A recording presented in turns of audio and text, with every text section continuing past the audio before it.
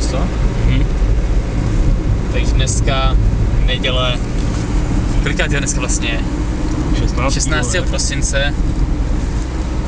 Premiérová akce sezóny právě skončila. Byl to prima road trip z Brna do Rokytnice zpátky. 2 dny jsme tady byli.